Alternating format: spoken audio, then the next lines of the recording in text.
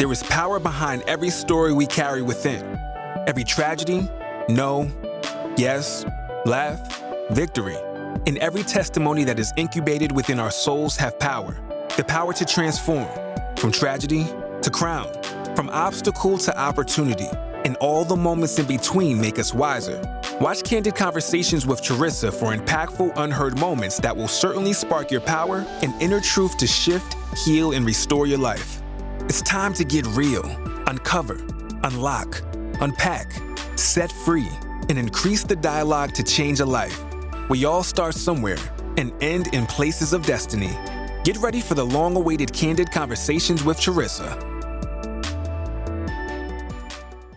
Hi, it's Charisa Monroe Wilborn, and I want to welcome you back to Candid Conversations Season 4. Yes, we are rocking, we are rolling, and it is getting better and better and better. If you are here, you've either been following my channel on YouTube, you've been subscribing, and if you haven't, now you want to subscribe, now is the time. Make sure you share, make sure you like, and make sure you comment. I love reading your comments. They are so encouraging and so supportive.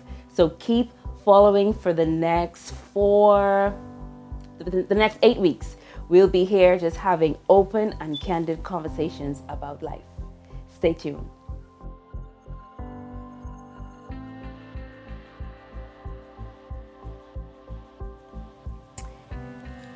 Poor mental hygiene. I know last episode we talked about advice on how to maintain mental hygiene. And one of the questions I got was exactly that. Well, what is poor mental hygiene? Or better yet, what is good mental hygiene? But if I start out with poor, then we can kind of understand what good is. But before I even start on what poor mental hygiene looks like, especially in leadership, I know a lot of people think it's poor when it's external. Like, allowing someone to do this to me, or me doing something because of someone else, or it has to do with what's going on around me due to someone else. And sometimes a lot of these poor states that we put ourselves in has to do with us personally, internally, emotionally, psychologically. And so there are a few things that when I think about myself, like if I'm not maintaining good mental hygiene, therefore poor mental hygiene, one of the things is negative chatter. And I'm not talking chatter between me and you or me and someone else. I'm talking about the chatter that goes on in my own mind between me and myself. And the things that I allow to fester, the negative thoughts that I allow to build this whole picture and this whole reality in my mind that's not beneficial, that's not good, that's not positive. The negative chatter that says to me, you're not good enough, you're not valuable enough, you're not worth enough. The negative chatter that would turn what could be a good situation into a bad one because of the negative thoughts in my head. Well, he's cheating on you, or he doesn't really love you, or like those kind of negative chatters. Like that's poor mental hygiene when we allow ourselves to be susceptible to that. Another one is indecisiveness. Oh my gosh. And this is any and everybody, right? There are decisions to make, and sometimes we don't make them. And when you don't make a decision, you don't move. Like you don't go into action. And a lot of the reasons why we don't move and we don't take action is because we don't want to just decide. We have options between A and B, and we don't know what we want to do with A and B. And so we just don't do anything. And then we don't move, we don't get into action, we don't fight against the fear. If there's fear, we don't fight against the unknown. We don't go from one level of excellence to the next because we're indecisive. And actually making decisions is going to be what's going to get us from one point to the other, especially when we look into progress. Another way that we could maintain poor mental hygiene is maintaining unfulfilling relationships. And I think in one of my previous episodes, I talked about the importance of seasons. And just like how, there are so many people in our life that are there for seasons. And it's okay. It's okay for a friend, for an acquaintance, for an associate, for a business partner to be in your life for a season. And they would have fulfilled their purpose in that season in your life. And then it's time for them to go.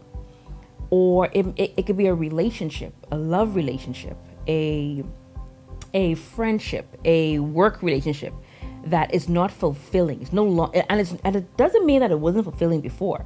It just means it's not fulfilling anymore. But yet we're maintaining, and then we're wondering, man, why am I so exhausted? Why am I frustrated? Why am I upset? And sometimes it's because you're in a relationship that is no longer fulfilling. And I want to stuck to that because usually people come into our lives for a reason. And whether they come into our lives to serve us, or they come into our lives for us to learn more about who we are. And once we're able to do that and we learn what we need to learn, then it's time to move on. But we don't want to let them go for whatever reason. That we have attachment issues, we all do. And so we have a problem, there's a struggle letting them go. And then we wonder, man, why can't I get my mental state to the most optimal level? The other way that we maintain poor mental hygiene is self-hate. And a lot of people have a dislike for other people, and they have a hate. I know the word is strong, but it's a real word, a hate for other people, because they actually dislike and they hate themselves. And self-hate is probably should have been the number one poor mental hygiene state and or thing that we can do. That once we can get rid of that, like we can give 10 points to a more positive, a more fulfilling mental health or mental hygiene state. But self-hate is usually wrapped up in unforgiveness, wrapped up in guilt, wrapped up in shame.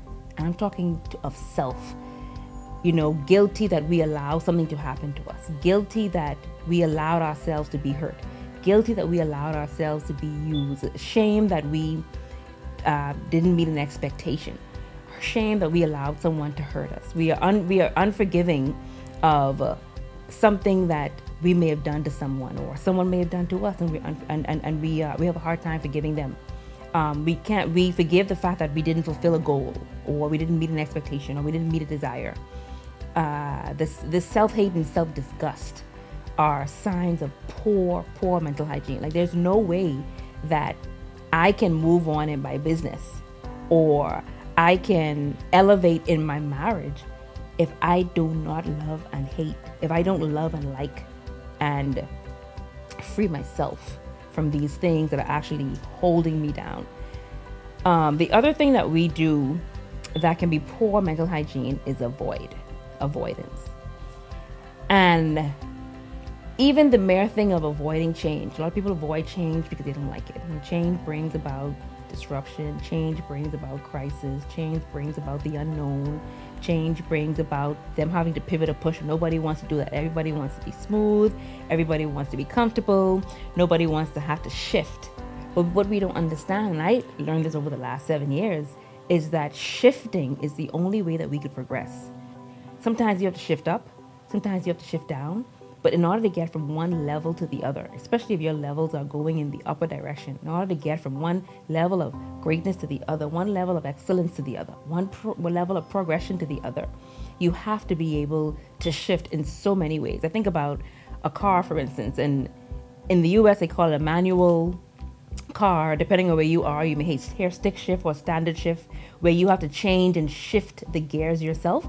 Like in order to go drive for 30 minutes, and get from where you want to go, you have to shift that gear from 1 to 2, from 2 to 3, from 3 to 4. If you have to reverse, it's back to 5. I think it is. Don't get me wrong, because I can't drive automatic. I can't drive manual. However, there's shifting that occurs in that 30 minutes in order for you to get from where you have to go to the other. And when you're shifting, you can never fall asleep. When you're shifting, you have to always be in movement. You have to always be watching. You have to to the point where you almost have to know that this is the road and automatically know where the shifts are, because you can't move. But it requires you shifting to get from one destination to the other safely. And then let's say you didn't get there safely and something happened along the way, or you had to take an extra route because you had to make a detour, or it took longer. That doesn't take away the fact that in order for me to get to where I have to go, I have to be able to shift. I have to shift my mind. I have to shift my capacity. I have to shift my mentality. We cannot avoid those things. And the more you avoid those things, you are not practicing what I'm going to call good mental hygiene. Next to that is excessive worry. if you find yourself worrying all the time, and we all worry so much, the Bible even talks about why do we worry and fret about the things that we shouldn't worry about, and we all do it.